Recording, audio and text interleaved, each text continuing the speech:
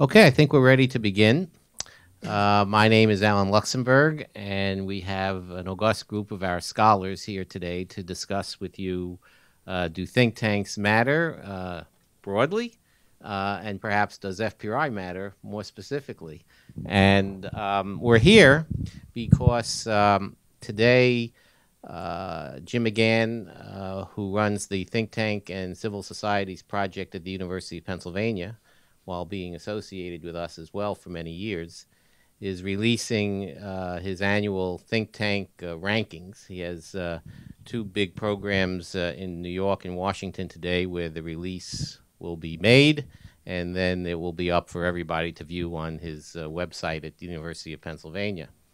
For the last few years, we've been ranked as the #1 think tank in the United States with budgets under $5 million.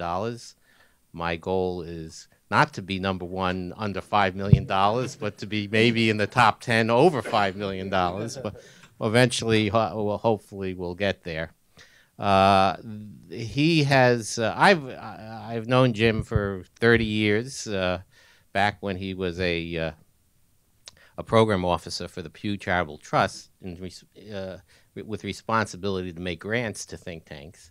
And I've watched this project of his, first collecting data on think tanks, then studying the trends among think tanks, and then suddenly he came up with this brilliant idea of ranking think tanks. So now every think tank in the world, of which I guess he collects data on about 5,000 or 6,000 think tanks, they all rush to get the rankings, and all the local newspapers all around the world publish the results. So he's managed to make something out of this, and he convenes summits of think tanks all around the world. There's a China summit, there's a Middle East summit, there's a Latin American summit, and there's a North American summit, and others. So it's really quite a thing.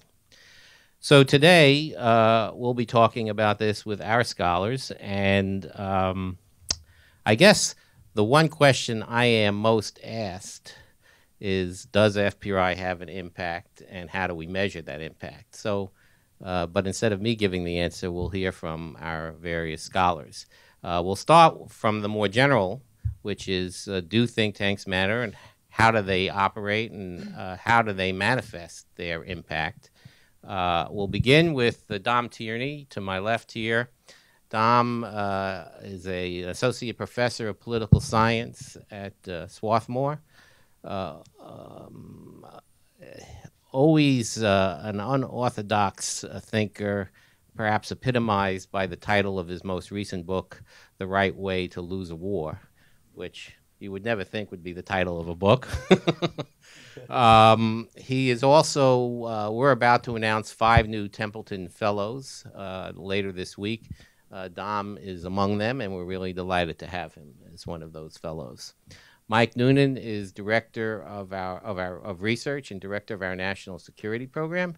He's also a veteran of the Iraq War in the U.S. Army, and he has really played a key role in building our network of scholars, which now numbers over 100 affiliated scholars. Tally Helfand is director of our Middle East program. She just came back from a very distinguished conference in India, keynoted by, among others, I guess, the President of India, the Prime Minister of Israel, and a few other very distinguished people. Jacques Delisle is director of our Asia program and a professor of law at the University of Pennsylvania.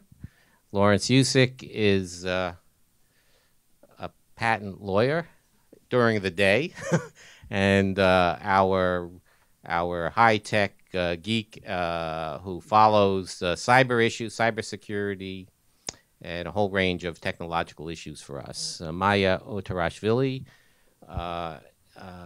it will also be announced in the next week or so that she has been named Deputy Director of our Eurasia program, a program that has grown tremendously over the course of the past 12 months, and you'll be hearing more about it as we go ahead. And then Ron Graneri, you know very well, most of you, as Executive Director of our Center for the Study of America and the West, host of a popular host of our program, Geopolitics with Graneri, editor of our American Review of Books, Blogs, and You can say it.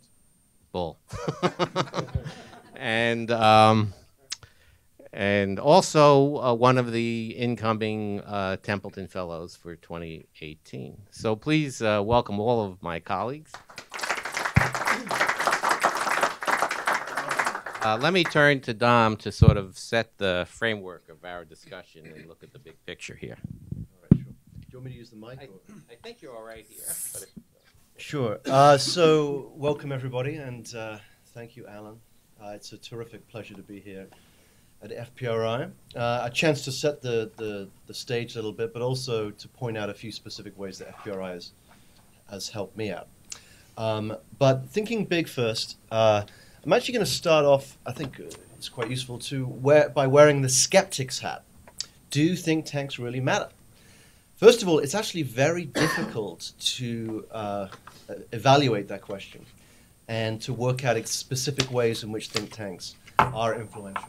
In other words, in a complicated ecosystem of policymaking where you have media and Congress and various other actors that are influential, establishing that a think tank really shaped an outcome is often very challenging. And there are other reasons to be skeptical. For instance, we live in an era where people have turned against experts. It's an era of fake news, of alternative facts. To give you one illustration, in the run-up to the Brexit vote in Britain, one of the British ministers and pro-Brexit individuals was asked if you could name a single economist who supported Brexit. And he responded by saying, quote, "People in this country have had enough of experts." So there is that mood. And we also live in an age of ideology in which it seems quite often that people work out the answers first and then they go rooting around for evidence as opposed to the other way around. But I think even if we consider these facts, think tanks have always mattered, and I'm going to build up to the argument that they matter now more than ever. Because policymakers do need policy-relevant analysis. It's just a fundamental requirement. And universities, which historically provided a lot of this policy-relevant content, have somewhat retreated from this role for a variety of reasons. One is that political science, the discipline that I represent, has become ever more quantitative and methodologically focused, as opposed to being driven by the big questions and policy-relevant issues. At the same time, history, which also used to provide a lot of useful policy-relevant analysis, has moved away from political history, diplomatic history, toward cultural history. In some ways that's good, a broadening of history away from dead white men, but it has also come at a cost, I think. And then a third point is that universities have become more hegemonically liberal in political terms, and there's various reasons for that. And as a result, conservatives have somewhat fled universities. And so you end up with a very large number of liberal college professors who often have very little influence, a relatively small number of conservatives in think tanks that sometimes have a great deal of influence. So as universities have somewhat moved away from this realm, there's a gap in the market there for think tanks. The influence varies, of course. I think think tanks matter more in the United States, where something like half of the world's think tanks are located. And they matter more if think tanks are directly connected to the policy realm. I think of, say, the Rand Corporation, whose influence is obvious. They also matter at all stages of, if you think about the policy-making process, they matter at all stages from articulating issues, forming policy, implementing policy. But I think particularly in the agenda-setting stage of policymaking, perhaps more than the final decision, which really comes down to elected officials. But just to give you one illustration of an issue in IR that was influenced by think tanks, that would be the surge in Iraq. So again, it's a complicated story, and a lot of different actors contributed to that shift in US policy in 2006, 2007. But partly it was because think tanks created a surge of ideas. There was an AEI report called Choosing Victory, A Plan for Success in Iraq, that among other contributions helped to sort of create the climate in which David Petraeus' ideas and so on were implemented in Iraq. But of course, the title Choosing Victory, the fact is we never got a victory in Iraq, so that perhaps shows that there are some limits on think tanks as well. So in terms of my personal experience, think tanks like FPRI are wonderful as a kind of nexus for scholars. We can sort of exist in our Philly departments, our Philly universities, and don't necessarily connect as well as we should do. And FPRI has really been terrific in that way. So FPRI has been very useful in connecting me to military audiences and media audiences and so on. Those outside audiences tend to look at scholars associated with think tanks and think, okay, here's someone who can speak to a broader audience and be accessible and policy relevant, and so that's critical. I would also say, in my experience, FPRI at first glance can appear to, how can I say this diplomatically, tilt a little older on the scale, but actually its involvement with young people is actually one of its most important contributions. Two examples that spring to mind are the intern program at FPRI, which is extremely well developed, and I'm constantly getting emails from Alan about former interns who've gone on to do great things, and they would probably say the internship was quite significant. And then FPRI's wonderful program for high school history teachers as well, which I think just has enormous sort of ripple effects as people take these ideas back to the classroom. And then the final thought I want to put on the table here before we get to more specifics is think tanks like FPRI, I think, matter now more than ever because think tanks are particularly important at times of disruption and change. And that is the type of era that we are living through now. We have, of course, at the grand scale, a power transition occurring with the rise of China as we move from a unipolar system to a bipolar system. That is a dramatic reframing of the entire world of international politics. But you also see the rise of populism in the United States and elsewhere, and of course, enormous technological change and globalization and so on. So at these times, we need new ideas. It's sort of a little bit like the post-World War II era, trying to struggle with a new system, trying to avoid what Graham Allison called the Thucydides trap of war between the US and China. And we need ideas, and FPRI can help provide them. So I'll stop there. Yeah, let me turn to Mike, and perhaps you can direct at least some of your comments to how we fit into the larger policy community, and what's the difference between being in Washington and being in Philadelphia. Great. Thanks, Alan. So Alan asked me to look at two things. How does FPRI fit into the community of think tanks, and how do you assess the impact of FPRI? So very quickly, FPRI really was founded, so it was founded in 1955 at the University of Pennsylvania. And one of the reasons why it was founded there, two factors really. One, at the time, a lot of thinking about foreign policy and defense policy was centered either in Washington, in New York with the council, or in Boston, particularly around Harvard. And so the establishment of FPRI was really about kind of democratizing the analysis of foreign policy by spreading it out beyond sort of these three isolated bubbles. So, you think of Philadelphia as part of the, Eastern liberal elite, et cetera. But really at the time, there really wasn't a lot of voices outside those three areas. So FPRI was one of them, and was kind of one of the first kind of outside groups in that respect. Another reason was it was kind of a reaction to Eisenhower's New Look policy. At the time, there was a real thought of using nuclear weapons kind of as kind of the sine qua non of American foreign and defense policy against the Soviet Union during the Cold War at that point. And FPRI was kind of a different voice then, talking about the ideological battles of the Cold War and how to counter them. So moving from that period forward, FPRI had a reputation as being largely kind of a Cold War, or pro-U.S., staunchly anti-Soviet during the Cold War. And then after the Cold War has ended, there is kind of a inflection point.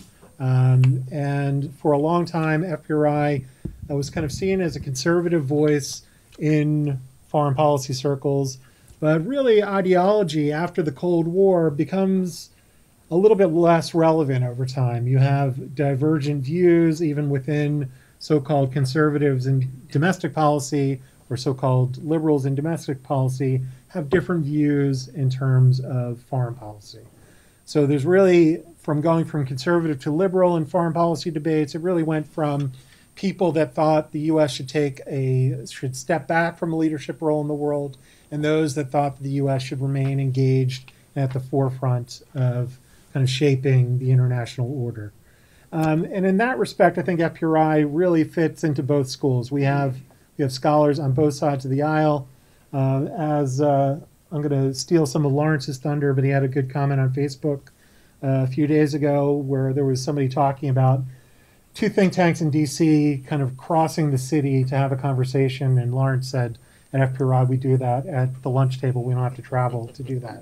So we have people on both sides or on many different sides of issues that are affiliated with us, unlike Washington, where I think for funding reasons, most of all, most think tanks have kind of a ideological azimuth that they shoot, and they might deviate a few degrees to either side of that azimuth.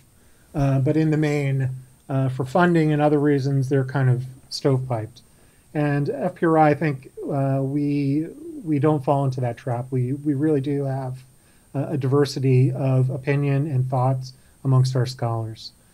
Let me just quickly turn to another thing. Since we're not in D.C. itself, we don't have to operate in the Washington, D.C. kind of model, which is a sort of a 72-hour decision-making cycle. How do we get through today? What happened yesterday? And how do we get through tomorrow? Here we can be a little bit longer term in view. In terms of assessing the impact of FPRI, I think Dom hit on this earlier. Both scholars that work here and interns that work here go on to do other things. So you're building expertise, or you're building knowledge and a network of individuals interested in foreign and defense policy or regional issues from many different perspectives. Second, very rarely in think tanks do you have somebody write an op-ed for the New York Times and then government policy changes overnight. It's a very, very rare exception. But something that I think that we do through our many different scholarly outlets, through our contacts and other things, is that the bureaucracy has debates. And one of the big things that think tanks provide are sort of intellectual ammunition for these debates. And I think that's really kind of the big impact area of think tanks, and particularly of a place like FPRI, where we are a conduit for ideas, and our publication outlets serve in these sort of broader governmental debates within the bureaucracies. I'll end there. Thanks. Okay, now we're going to ask some of our scholars who have regional expertise to look at these questions through their regional glass. And so I'll turn to first Tally, then Jacques, and then Maya. Then we'll get into virtual reality with Lawrence. Tally. Well, let me start from the larger and get down to the smaller. I think, if I'm thinking about the question of do think tanks matter, or in this case I might have rephrased it, do think tanks still matter? I see two negative trends impacting think tanks. And one is that I think that think tanks are not as nimble as they may have been in the past. If they are supposed to be the conduit between, or the meeting point between academia and policy, able to translate deep expertise in a palatable way that creates actionable policy, I think that mechanism has calcified a little bit. And you see some of the titans in the field really working to sustain their own existence and to sustain the growth they've had over the years, and not necessarily being nimble and constantly thinking about the larger questions or the questions that are plaguing America today. The second thing Dom already touched upon that I think we in the think tank community are suffering from is the death of expertise. I mean, that's basically our currency. And specifically, if you think about the Middle East, what is that currency? It's languages, it's knowledge of the region, it's time spent in the region, it's a network in the region, and it's being able to understand U.S. foreign policy and national security priorities as they relate to the region, and translate some of the priorities of the region to a Washington audience that's making those decisions. And so expertise is critical on that. And if every person who reads an article that they found on their Facebook feed is now an expert, well, what do you need us for? And so these are some of the things that we're combating. But actually, in light of some of these issues, FPRI has been able to come out ahead. One of the things that impacted FPRI very dramatically over its history was the 2008 financial crash. It hit many think tanks. It hit us as well. But one of the great things that happened from that and from some subsequent leadership loss that we had following that period was that we had a real soul-searching period, and we've had a rebirth since. We really thought about what is FPRI and what were the benefits of FPRI over the years, and what do we want to retain, what needs to change a little bit, and what needs to evolve to go forward. So when you come to FPRI today and you look at FPRI today, it's really an active, dynamic, constantly changing environment that seeks to preserve what has been historically good about the Institute and then to improve itself. And in terms of the expertise, I think our recruiting philosophy really has a lot to do with it. We subscribe to a multi-pronged approach where we're looking for people who have worn multiple hats, who have been in the military and academia, or academia and policy, or policy and the military. And so that when they are going on to make these prescriptions for national security and foreign policy, they're able to do so in a very holistic way and using languages and knowledge of geography and knowledge of history and these various aspects. And I think that is becoming more and more rare, to have sort of a grand strategic look and a multi-pronged approach. And in terms of contributing to policy discussions and just general understanding of the Middle East, I think that, again, this recruiting strategy comes down to it, because we're actively seeking individuals who have these prerequisites that I mentioned, but also people who are perhaps underappreciated talents or not so known, but also who aren't mucking about in the highly politicized but unimportant debates currently plaguing Middle East studies.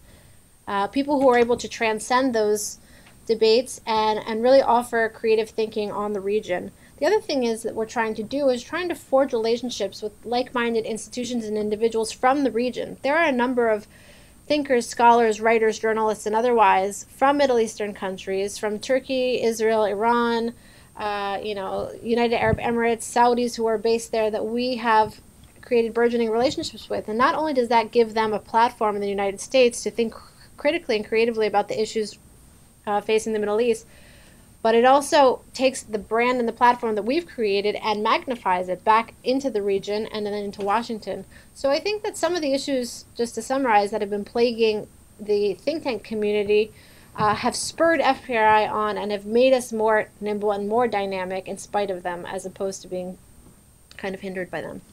Thanks. Well, we'll turn to Jacques. Thank you, Taylor. Well, I'll join in some of the pessimism and some of the optimism of my predecessors on this panel. On the pessimistic side, or maybe this is actually comparative optimism, the think tank crisis is not limited to the United States. The U.S., of course, has a rich array of think tanks with the troubles that my colleagues have discussed, but it's not so good elsewhere either. In the two places I spend much of my time on, they too are having think tank crises. In China, the problem has been that think tanks are not terribly independent from the party state. And as one waggish friend of mine put it, China has many think tanks, but not enough thinking. Plenty of tanks, in both senses of the word. And in a place like Taiwan, they are too bound up with the particular parties. There are, partisan think tanks of each type. Neither one of those things is great for thought. The U.S. has some of the same problems. And as I'll say in a couple of minutes, FPRI, for some of the reasons Tally's just gone into, is relatively insulated from some of those pathologies. It's getting redundant, but I think all of us have to say it. This is a bad moment for expertise. It's getting dissed all over the place. That has the obvious consequence of depriving the policy process of inputs that at least we think it should have. And here I tout both the tagline in Alan's emails, "Nation must think before it acts," and the wonderful hat, which should be reprinted as a T-shirt, a coffee mug, and more hats, "Make America Think Again," because we're really not thinking much now. So it is a death of expertise not only on inputs, but it also has another problem. There is a complex set of feedback loops from think tanks. And what is also at risk now here, and I would say in China as well, is that because the experts are being frozen out of the policy process, they also have less insight into what's going on in the policy process. And so this kind of black box and living in the bubble, to mix metaphors, becomes a real problem that sort of festers and feeds on itself. I'll also agree with Dom's remarks about what happens with universities. The siloing effect has been huge. The demands of the disciplines, particularly political science, have begun to look a bit more like medieval scholasticism than studying the world, with a bit of math thrown in. Actually, a lot of math thrown in. And it's been particularly bad for looking at those places in the world where there are tough languages you have to learn, right? The things that are associated with area studies in particular have really diverged from the demands of the discipline such that it's virtually impossible to hire in many political science and certainly economics departments people who have the kind of textured knowledge of the parts of the world on which they'd be offering policy advice. That places an even bigger burden on think tanks to fill that role. So that's the kind of bad news. Let me say a few good things where think tanks still can matter. At their best, think tanks do what Steve Jobs used to do. That is, make policymakers think of a need they didn't even know they had. Those moments are pretty rare. Short of that, we get, as I think Dom said, these moments where things are at a real inflection point. That's an opportunity for people outside the day-to-day, the 24-hour news cycle, to weigh in and have an impact.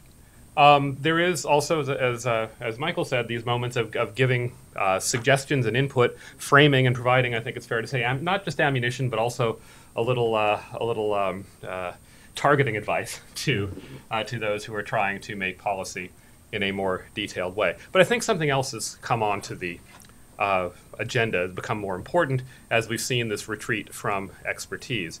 That is, think tanks are now, in some sense, the last life preserver out there for facts. If everything that comes out of partisan sources is seen as suspect because of its partisan source, think tanks by no means fully insulated from that, but they, unlike many academics, will engage in these kinds of issues and yet have some reputational check on being complete flaks. Not always true, but the better think tanks, I think, manage to do that. The other thing I think that we're hearing more of now is a little bit about how I used to feel when I went to China back in the 80s and 90s, started going there. Then people like us show up. Yeah, we know some stuff, and that's useful. But a big part of it is providing a lifeline to those who are in the trenches fighting against idiocy of one form or another, or ideology of one form or another. I think the handful of people left in government who have some connection to this world really do find that lifeline to be increasingly important and useful, so they don't get lost entirely in the Hall of Mirrors. So I think there's a kind of at the battlements quality here that's important to maintain. As my colleagues have said, FPRI, I think, has some real comparative advantages in that area. Being of but not in Washington certainly helps. It gets you some degree of distance from the 24-hour news cycle and the need to appear on cable TV 5 to 6 times a week, although some of our colleagues do that very effectively, and I think do it from an FPRI perspective, which is to say, hitting that sweet spot between sometimes abstract and detached academic work on the one hand and what's going to be tomorrow's headline on the other hand. And that's partly a geographic advantage that reinforces it, but it's really a sort of temperament and mentality advantage. And I think FPRI has also done very well at drawing those pieces of the university in that are willing to engage with policy issues. Many of our scholars are based, including me, are based at universities rather than full-time in think tanks, and so it really does, I think, draw that side of the equation in. And that's been that hitting that sweet spot is something we often tout in organizing our conferences and picking topics for Orbis and so on. One other thing, do you want to get to the influence thing yet? Sure. Okay, I'll say a word or two about that. How to measure it. It's tough, but the fact that it's subtle doesn't mean it doesn't matter. And a lot of it comes back, and especially in the parts of the world I work on, in very sort of diffuse and oblique ways. So you hear back from people, well, we read that thing. We heard about that issue. We had this thing from this conference.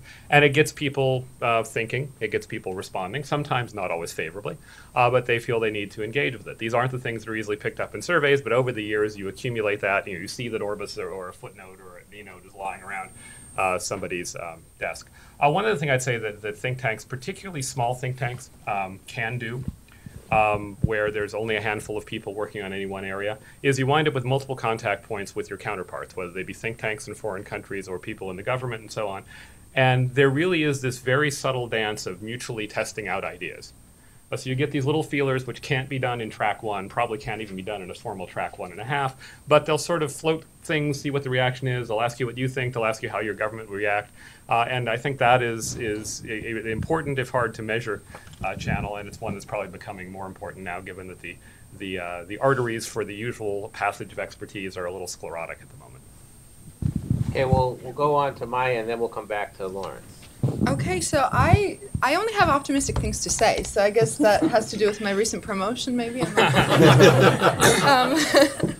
not those were great remarks, and I agree with so many of them. So I want to give you more of a specific, program-specific view of how FPRI is different and special from many other think tanks. Tali mentioned something that happened before I got here, which was this rebirth of FPRI, and I'm very grateful to that because the culture, the nature of the think tank that I'm a part of post that rebirth is very different. It's very transparent, very nonpartisan, reliably nonpartisan. So what does that mean for the 24 Eurasia scholars that I get to manage? It means that their work is not censored based on our donor preferences. We are outside the Beltway, which means that we don't feel that we are stepping on special interest toes every time we publish a piece that is not in line with everything else that other Eurasia programs, that other think tanks are writing. So I think that that's the biggest thing that we've been able to offer to the very diverse group of scholars that have come to FPRI under its Eurasia umbrella, but also just more broadly. The approach that FPRI has to allowing many different types of scholars to convene under this one roof or under our website in the cyberspace is, I think, very, very important. So to give you a sense of what kinds of scholars we have, it goes anywhere from young PhDs to retired foreign service officers to former politicians to people who work at different NGOs in Washington who have day jobs that are directly engaged in some of these policy circles.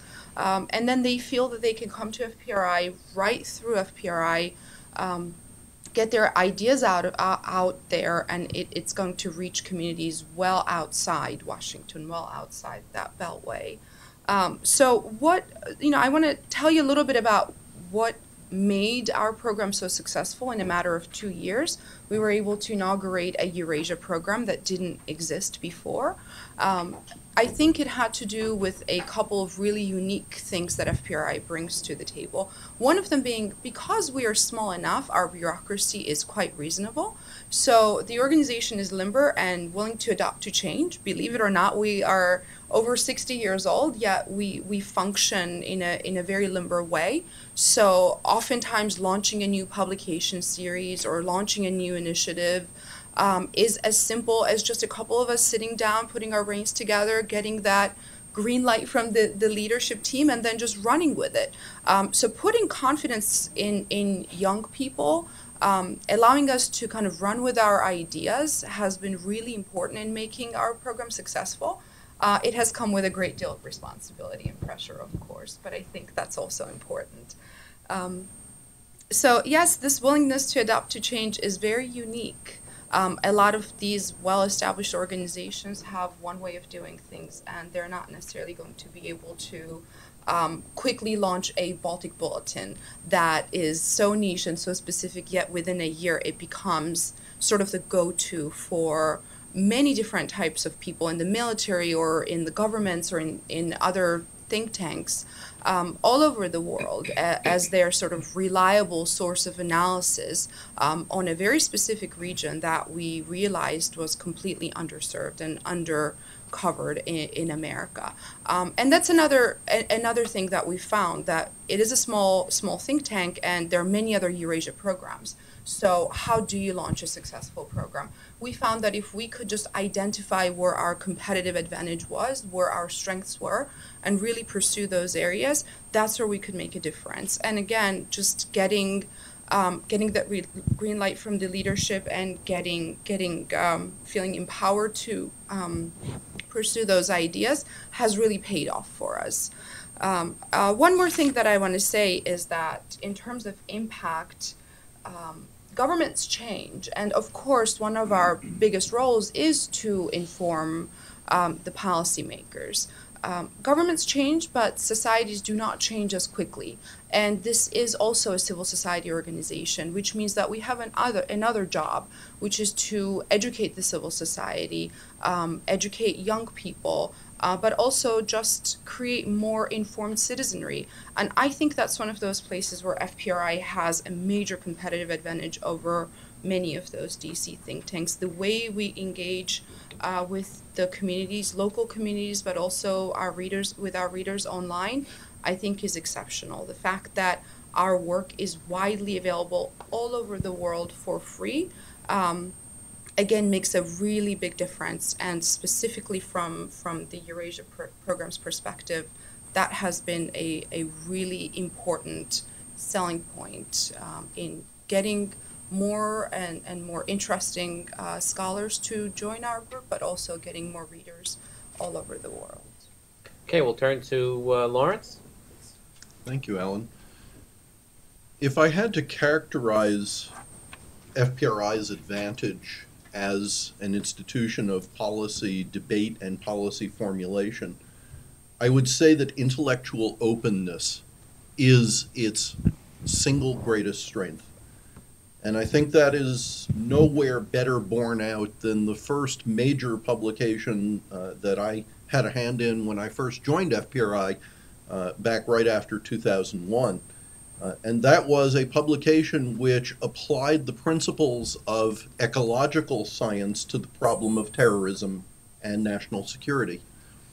The thought that a group of people steeped in history, in politics, in policy formulation, would give credence to the views of a sometime chemist lawyer and engage in debate on those views and support the publication of those views was to me remarkable. In the years since, that intellectual agility has been demonstrated here many, many times. As we began to develop a fairly deep bench in thinking about the problems of terrorism and international security, we discovered that policymakers lacked a simple understanding of the concept of innovation and the pace of innovation that allowed our enemies to outstrip us on the battlefields of the Middle East and the Far East.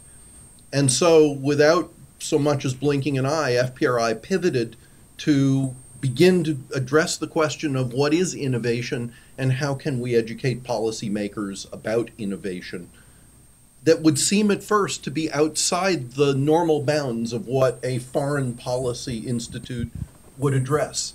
And yet it proved to be completely central to the understanding of how the United States and its allies could jump back into the game and, in fact, find a way to succeed where at first we had not. That intellectual openness has continued and I think is deeply ingrained in the institution. In studying innovation, one of the things that we learn is that nothing happens in the homogeneous center. Everything happens at the boundaries, at the interfaces between different schools of thought. And FPRI represents that turbulent boundary in so many different ways, with so many different scholars who form small working groups, kick around ideas, pummel them into shape, and then publish them to encourage debate, not simply to take a position. That FPRI represents a true value, and a value that really can't exist in places like New York with its international and philanthropic focus on the think tank, or Washington which is much more concerned with how am I going to behave when I get back into office next election cycle, much more than what is the proper policy that we should be pursuing today. And so I think we value FPRI for all of that intellectual turbulence that generates so much good thought. Okay, we'll turn to Ron Granieri. I just wanted to say that we often explain ourselves as looking at contemporary international affairs through the lens of history, geography, and culture. And Ron, by the way, is our only bona fide historian at the table today. Ron has a nice piece in today's Washington Post on the anniversary of the fall of the Weimar Republic and the lessons for today, thus epitomizing this idea of looking at contemporary affairs through the lens of history. Naturally, we turn to our historian to look at the future. That's exactly right? That's what historians do, right? The good thing is I come at the end, too. So this is after I see how it all turns out. I can explain why it was all inevitable. And then, of course, I can point us all towards the future. One of the hardest things, and I'm so glad, listen to my colleagues, right? We talk about what exactly is a think tank. And there are so many different metaphors, even a few that came across just in what we've heard this morning, right? A think tank is a salon. I wrote a bunch down. Think tank is a salon. It's a network. It's a clearinghouse. It's a bullpen for future policymakers. It's an armory, right? Creating that intellectual ammunition for people to take. It's a storage tank, both for the individuals who do the thinking and I guess for the ideas that they create, right? That people can get to. And each of these metaphors play a role both in our sense of what FPRI is and our sense of its future. And of course, like any good historian, after rattling off a bunch of metaphors other people use, you read 17 books and you write an 18th, you mention 10 metaphors, you come up with an 11th. And I'm going to say that what a think tank really is, what FPRI tries to be, is a nursery. Right? And I do not mean this as a critique of the maturity of my colleagues, right? That's not what that's about. But a nursery in the sense that we grow stuff here, right? We grow, we nurture ideas and we watch them grow, and we spread what we cultivate here and hope that it will grow other places as well, right? That's our job, right? It's not just to talk among ourselves, but it's to share what we learn with our publics. Right, not just one public. Right, what makes it a think tank slightly different from a university is that our public is not just the students who pay tuition, right? And we're different from a government agency because our audience is not just people who are making decisions right now. It's people who will make decisions in the future. So we try to reach multiple publics. Right, our publics include the policy public, the scholarly public, and the general educated public. And so when we think about the future of FPRI, we think about the programs that we run, right? Both the scholars that we encourage to do their work, but also the various channels that we have developed and we hope to develop for getting those ideas out there. So that means our lecture series, our panel discussions like this one. It means monthly interview programs like, I don't know, Geopolitics with Granieri. It also will encourage us to use multimedia technology in new ways, right? We're developing, for example, an FPRI podcast in the future so that we can have these conversations in front of an audience, or at least a virtual audience, more often, and can reach them more. And then also the use of the term nursery is important because it's also, we are not only trying to reach a public, we also are trying to grow the public that we will reach in the future. And we think of that importance at FPRI with our programs in civic education, right? Dom mentioned that we have our intern program, so we bring young, budding IR scholars, international relations, policy people to work here as interns. We already have had a long tradition of our history institutes, which are encouraging teachers to approach new subjects. But we are also looking for ways to reach directly young people. We've done this past year with 2 historical simulations at the American Revolution, the Museum of the American Revolution, right? One on the Declaration of Independence and one on the Constitution, where we brought high school students from across the region together to play roles and to imagine themselves in the historical positions. We want to build on that. We have developed a series of animated primers on basic questions of foreign relations and of American history, which we've already come out with one on the National Security Council. We have one coming out on the Declaration of Independence, another one on the Constitution, and on the NATO alliance in the future. These are all things that we want to do and continue to do. And because we have to reach multiple publics, right, this is one of the big challenges, right, is I appeal to all of you, right, to all of your friends. At the end of every episode of Geopolitics with Granary, I try to say, if you liked what you've seen, bring a friend next time and tell a friend about it. Right? You are part of the bread we cast upon the waters, part of the seed that we throw. We hope that it lands on fertile ground. Some of it will land on rocky ground. What are you going to do about that? But we want to spread not only the ideas that we bring, but also we want to spread word about the ways that we spread our ideas, so that more people will become part of the audience, right? As much as we want to appeal to our current members, right, we are never satisfied with the size of the membership, with the breadth of our reach. We always want to see more people, to reach more people, to talk to more people. Because our goal is not just to cultivate our own garden in a Voltairean sense of staying away from the world, but what we grow, we want to share. And I want to end with a brief a line of poetry that came to mind about the nature of nonpartisanship, right? In the sense that we are not, there's a German poem which includes the lines, right? Ich sing, weil ich ein Lied hab, nicht weil es euch gefällt, right? I sing because I have a song to sing, not because you like it, which is a kind of defiant thing that people say. And in a way, that's what we do at FPRI, where we are not tailoring what we say to fit this year's fashion. Right? We want to help to develop ideas that will last for now, that will serve the purposes of today, that will help illuminate the problems of the past, and that will help shape a better future for us all. So that's what we try to do at FPRI. That's what we hope that all of you will be here to help us to do in the future. And we look forward to having this conversation with you all regularly about how well we're doing. Thanks. Thank you. Well, I want to thank all of my colleagues for their excellent remarks. I was worried that there would be too much overlap between one and the other, but it turns out everyone had something unique to say, and that made this special. We'll extend this by a few minutes because I think we're going to go a little bit over in order to allow for questions. So we'll open it up for questions or comments. Jean-Luc? Wait for the microphone to come to you. It's on its way. There it is. Well, first of all, being an FPRI young veteran, I've been a member for the past 15 years. I wish to commend all of you, and in particular Alan, for the remarkable evolution this group has taken, and indeed the opening to other ways of thinking and the spreading and the younger thinking that inspires all of you.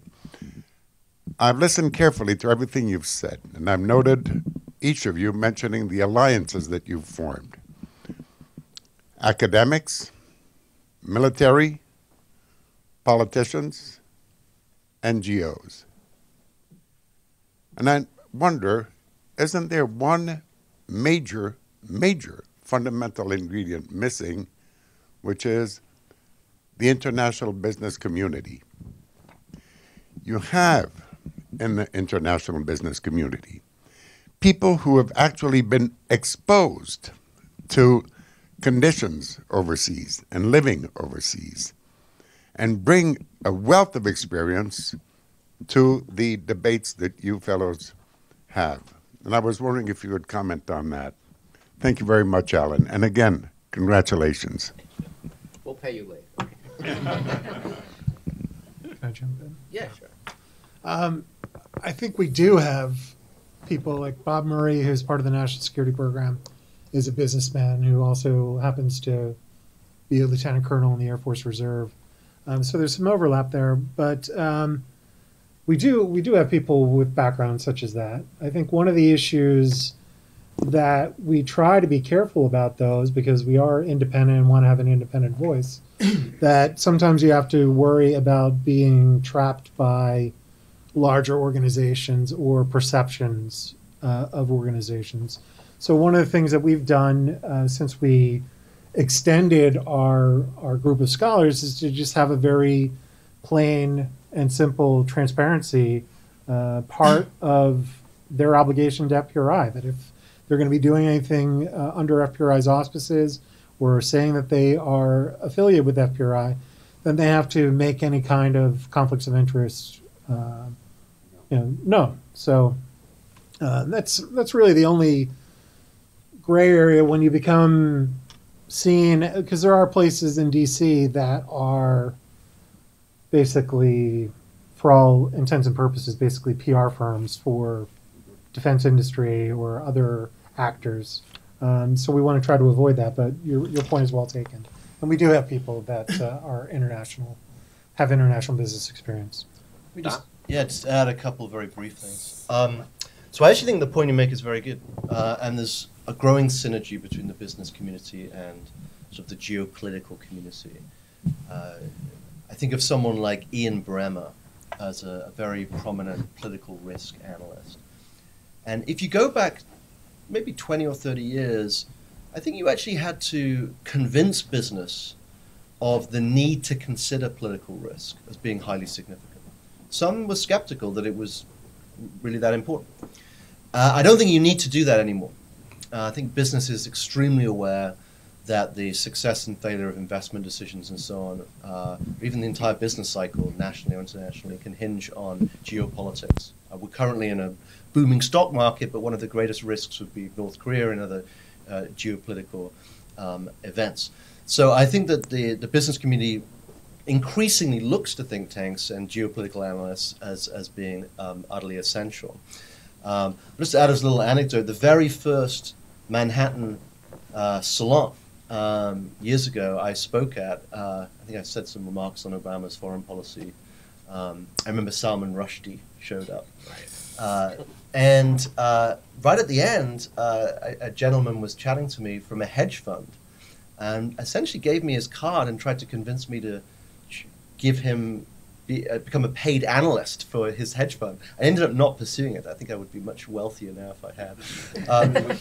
So perhaps my life would have gone in a better direction. But it does illustrate that the business world, the finance world, I think is increasingly aware that politics can be the determining factor. And so they are very open to this kind of analysis. Lou Padula.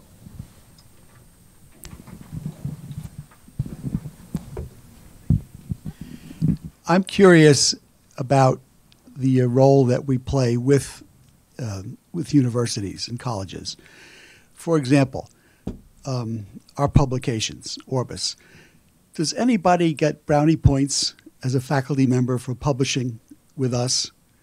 Is it something that you, if you did it, of course you're not going to hide it, but doesn't build your portfolio and get you the brownie points that it would be otherwise? I'm really curious about that because I'm not sure every think tank of the spectrum you described does such a serious publication as we do. I'll turn it over to Don very quickly, but Orbis, if you looked at the old issues, used to be several hundred pages per volume. And Harvey used to joke that it was a quarterly journal. Harvey Sickerman, the former president, used to joke that it was called a quarterly journal because it took you the whole quarter to read it.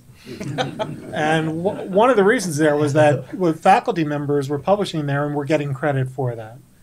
Today, I think not at, it's not a peer-reviewed journal in a sense, so that takes away some of that academic cachet. But I think we're seeing a trend now where even empirically based political scientists are seeing value in publishing in non-peer-reviewed places. So you can do it a little bit, but not extensively. Don? Sure. It's a great question. The answer to it is that The credit you get for publishing in a place like Orbis varies depending on which institution you're at. So at certain major research institutions, frankly, it is a fairly narrow view of acceptable and prestigious scholarship.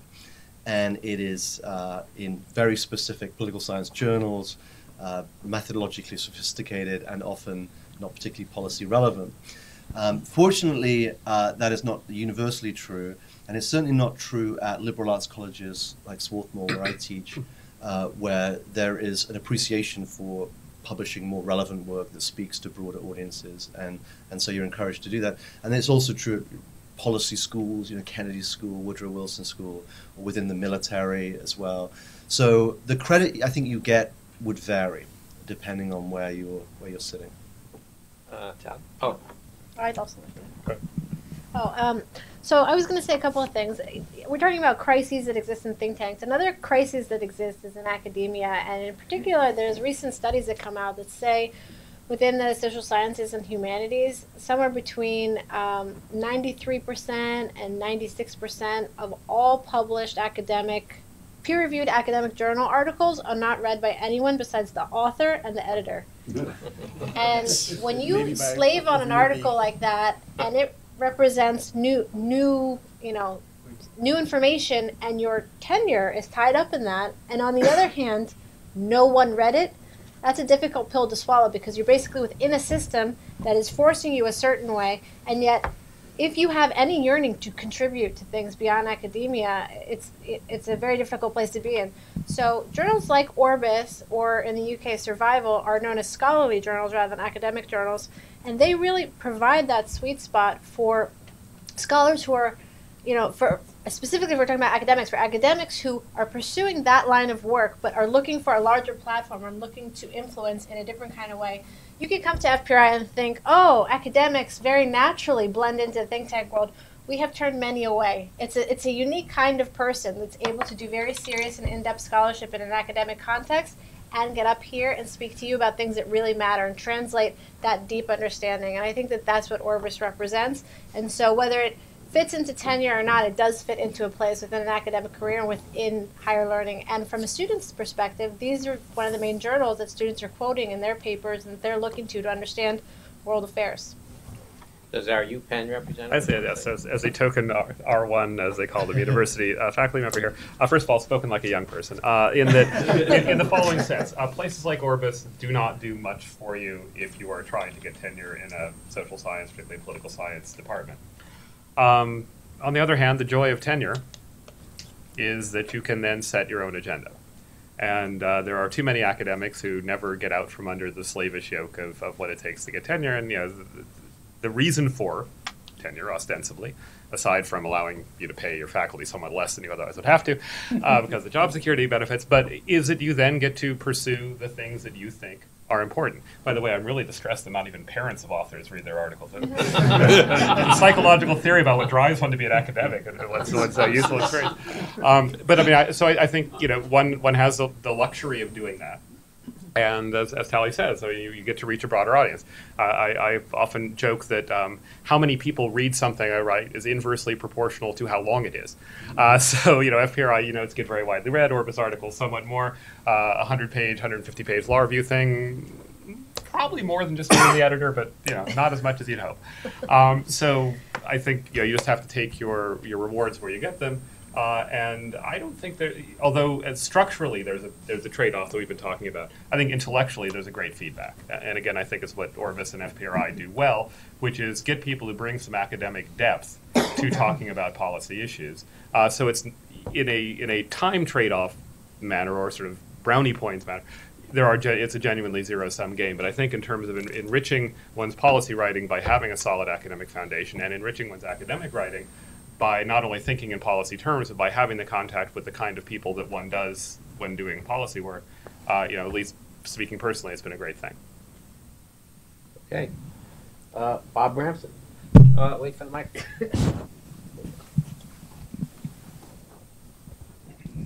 Are you guys, other than probably Larry, familiar with citation analysis?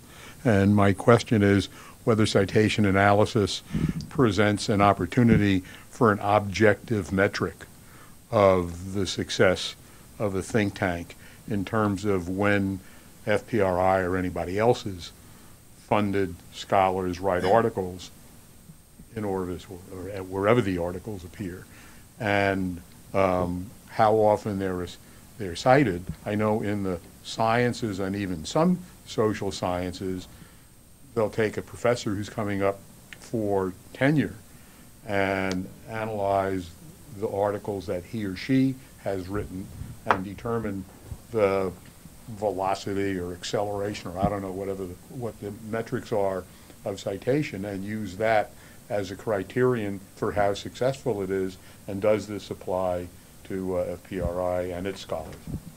Tally, I think you've done some research so I've done a lot of research on this on behalf of FPRI, and I can tell you that there are a couple of things that prevent us from getting the kind of data that we were hoping to find, which is that the number of mechanisms and websites that track citations and that create scores for this thing are all biased towards academic peer review. And the Google algorithms that produce articles in Google Scholar and then therefore track citations also only do that for academics. So we've had to do it in kind of like one piece at a time, literally Googling individual pieces, seeing all the instances and all the locations where they have been cited in that time over the entire internet, and basically trying to pick out the most impressive ones as a way to measure impact. So getting the global number. Each day, if I do that today, 3 days from now, that number's out of date. So I'm able to offer you anecdotal information that, articles and reports written at FPRI have been cited in the House of Lords, the House of Commons. Congressional research reports have been republished in SOCOM and in AFRICOM.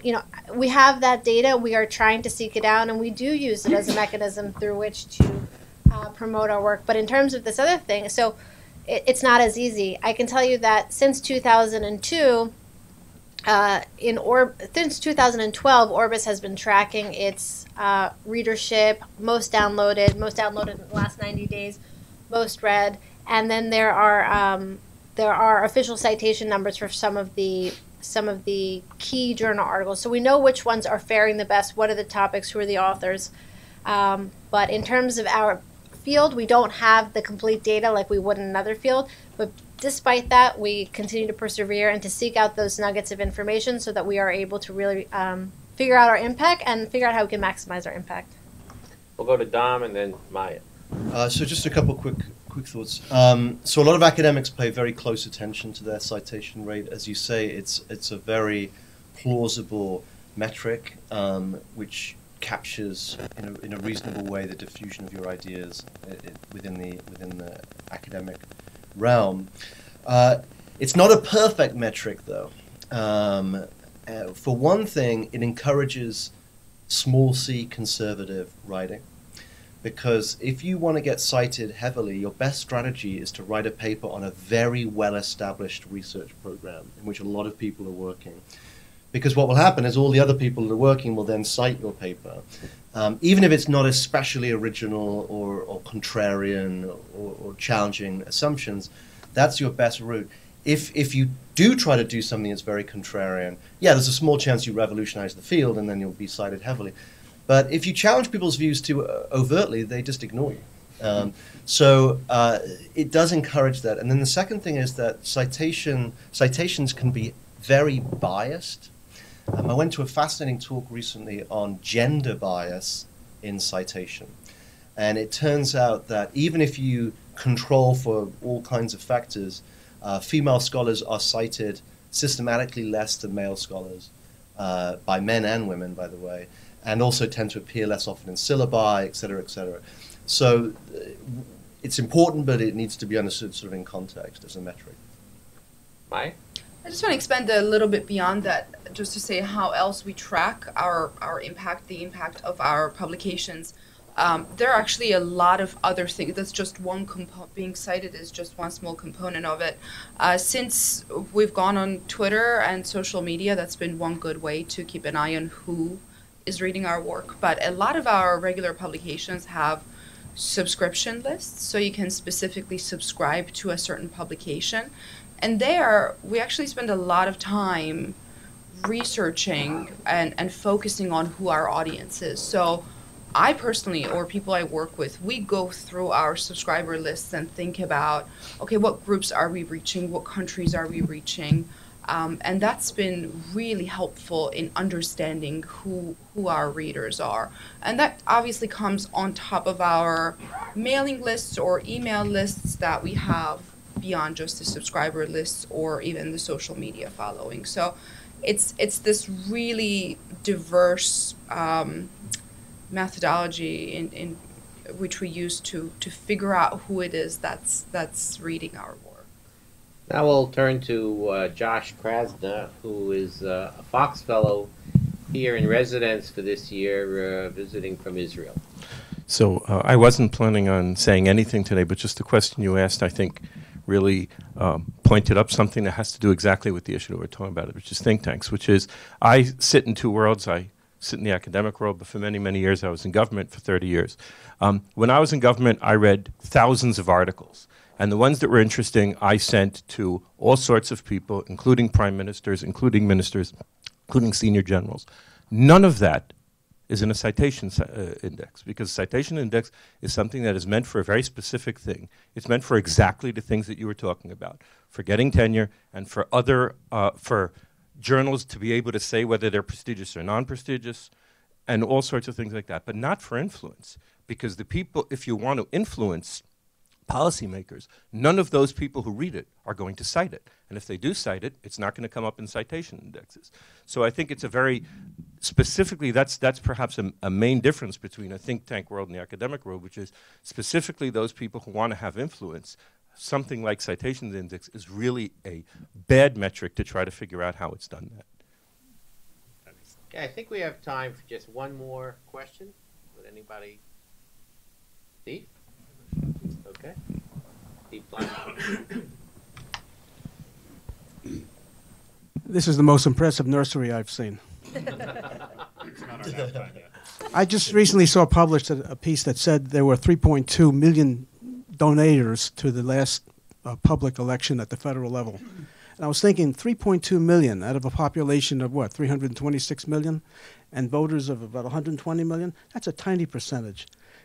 It just struck me that the market you're talking about here is well understood within your realm, but I would challenge you to say that there's a greater market out there, that you are a magical distribution of American intellectuals. And with solid, everything's solid about it. There's really no weak link, but you're not out there to the average guy in the street. And your market penetration may be analogous to the 3.2 million of 300 million. And I'm just thinking of how, what kind of steps can be taken to go to the next level. If you were a company and you wanted to go to the next level, what would you do? Well, a couple of things came to mind, and I'm just throwing these out as not thought out processes. And one is to have a channel on Sirius Radio, analogous to Channel 111, which is Wharton School, and some of the other channels that are out there from academic institutions. Another thing might be to have a connection directly to public radio or public TV and actually put on a show taking snippets from all the different things of all the different various areas you're exposing us to and produce something which is for general public consumption. But that means you'll have to lower it a little bit because it can't be that academic. It's got to be understandable and, to the common guy. But I think there's a huge market out there, and there's a gigantic educated audience. I don't think they get it. I don't think you get to them, and I just would challenge you to think about ways to get to the next level. Anyone who wants to fund Steve's ideas, please see Alan afterwards. There you go. Because I think that sums it up. Tally's exactly right. Steve, you're correct. We do want to reach that broader audience. We want to reach more than 0.1%. And this is the paradox, right? Is that we require, and think tanks in general, right? We have ideas for programs, right? We would love it if Geopolitics with Granary was seen by more people than it is seen, and we're planning to develop a podcast. What we need, and this is good. It's always good to end every show with a pitch, right? Right. What we need is, and this is I think the profound irony here is, on the one hand, right, we feel an obligation to our members and our regulars, the people who come to our events, the people who who keep us going up to now. But we also need the help of our core audience to allow us to reach out to that broader audience. And so that's where it gets interesting and complicated, right? Is do we as an audience, and this pulls together the discussion of citations and references as well, is so much of the professional world of ideas is built around communications with other specialists. One of the things that is most undervalued in American academic life is speaking to non-specialists, actually offering introductory information. It is the thing that nobody wants to do when they're on the faculty. It's the thing that nobody gets any credit for when they do it. It's class That's what 101. we are here, and that is among the things that we are supposed to be doing. But that means we have to be serious about wanting to reach out to all those kinds of audiences, and we want to attract people who are willing to help us to do that work. But that's where it gets really interesting, right? Is that we have to say that this is great, right? The audience that's right here now, the audience that's watching this video right now, that this is great, but we will only be serving our real purpose if we do more. And so this is the day to start. We got to start it one day or another. Might as well be today. Alan, isn't that what the teachers program does? It does, exactly. Well, that's one So step. just a footnote. Wait, I was going to go to Dom and then Jacques. So traditionally, the American diplomatic elites, the foreign policy thinkers, have often tried to insulate themselves from the common man, have actually positively desired to have nothing to do with public opinion, because they traditionally saw American public opinion as emotional, untethered by facts, liable to lurch from crusading for freedom one minute to isolationism the next minute, and what was needed was steady hand and sort of focus on geopolitics. And that has been a very strong tradition.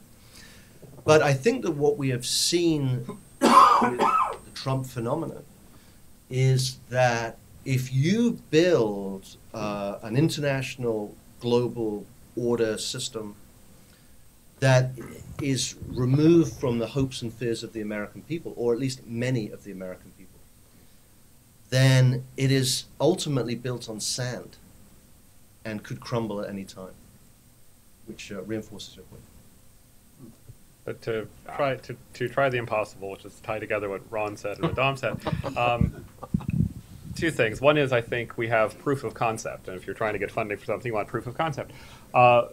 Many of the people at this table and the many dozens of other scholars affiliated with FPRI do show up on NPR, on Sirius Radio. I do probably 4 or 5 of those every couple of months in some form or another, and that's true of everybody around here.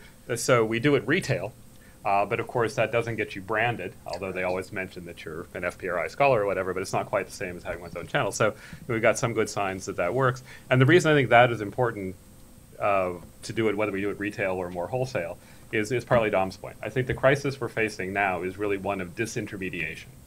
That is, we don't need necessarily to return to a system where the elites made all the choices, but what you have now is a system where raw, manipulable public opinion, fed by fake facts and ideological filters, is getting through without anybody saying, wait a minute, that doesn't make sense. Wait a minute, that's not true. I mean, the media does some of that, but one of the roles for experts, for think tanks, and the media used to play more effectively, is not to be a gatekeeper, but at least to provide an annotated guide to what was flowing out of the fire hose, and I think we need to get back to doing that.